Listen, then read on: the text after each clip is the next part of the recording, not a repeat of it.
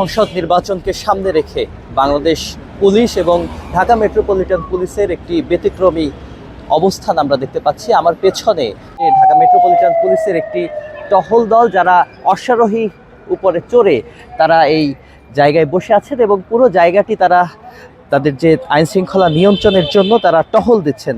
তারা বলছেন আইন শৃঙ্খলা পরিস্থিতি ঠিক রাখার জন্য তারা এই মুহূর্তে ঢাকার যে মূল সড়কগুলো রয়েছে, রাজপথগুলো রয়েছে, সেই সব জায়গায় তারা এই টহল কার্যক্রম চালাচ্ছেন।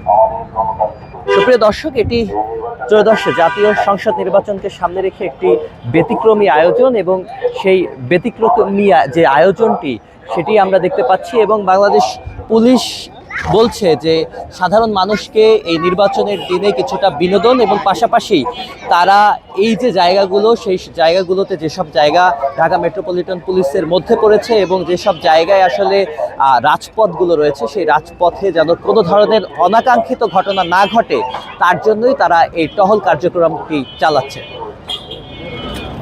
Sajid Abdullah, Channel I. White plus pro sensitive স্কয়ারে মাঠের বাইরেও তো আমরা এভাবে দেশপ্রেম দেখাতে পারি।